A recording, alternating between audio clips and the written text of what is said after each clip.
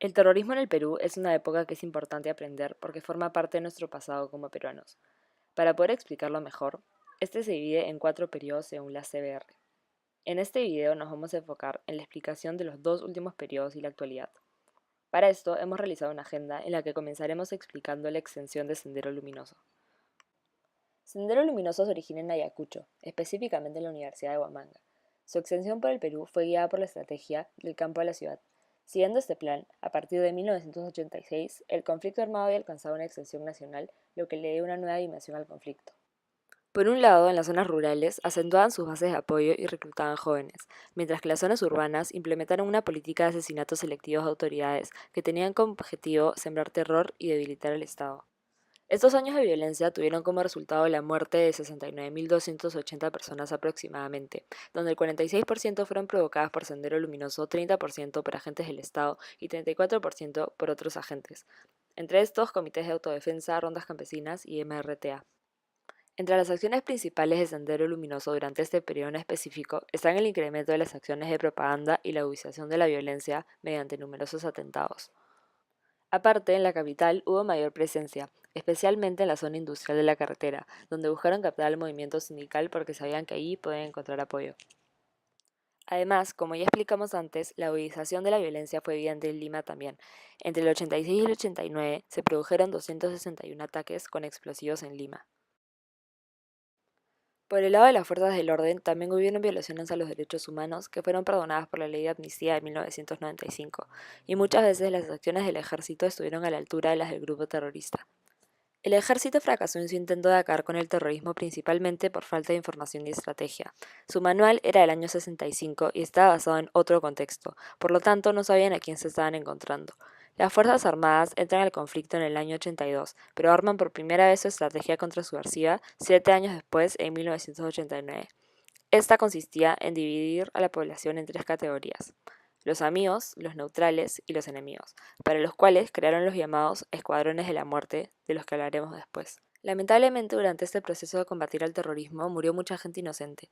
El ejército, mediante las desapariciones y la tortura, buscaba conseguir información.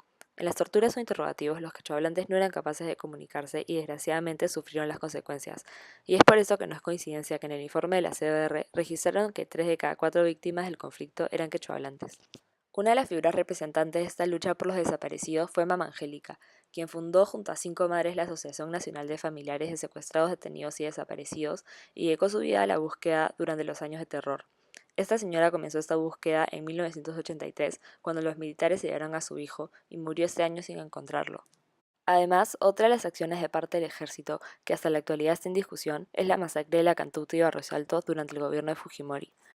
Como podrán darse cuenta, la población rural vivía entre dos fuegos, y para algunos el momento de definirse por uno u otro bando dependía de las circunstancias, por la defensa de su vida o por venganza cuando sufría la pérdida de algún familiar.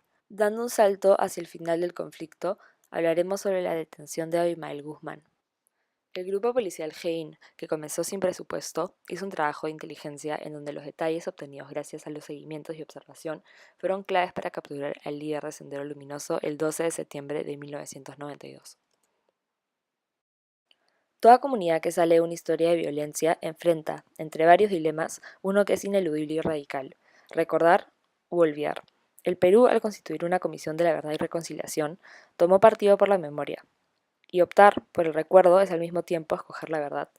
Sin embargo, como en todo, llegar a cualquier verdad no es un camino fácil. Por lo tanto, en la publicación del informe hubieron muchas críticas. La primera fue la polémica denominación conflicto armado interno. La segunda fue la falta de agradecimiento a las fuerzas del orden. Esto se debe a que la CBR dio a conocer las violaciones de derechos humanos de parte del ejército mientras combatían al terrorismo. Esta reacción se debe a que muchas veces la transparencia puede incomodar a algunos grupos. La tercera fue la exageración en cuanto al número de víctimas mortales y el cuestionamiento del método de estimación. En el escenario peruano actual coexisten dos variaciones de sendero luminoso: neosenderismo y Movadef. Por un lado, el neosenderismo, ubicado en la zona del Braem, surge como un nuevo fenómeno que se financia en las actividades del narcotráfico. Por eso, el área de acción es perfecta para el desarrollo de este grupo. Aislado, pocas vías de acceso vial, ecosistema propicio al cultivo de la hoja de la coca, ya que el 55% de la producción nacional se encuentra en esta zona. Luego está Movadef, Movimiento por la Amnistía y Derechos Fundamentales, fundado en el 2009.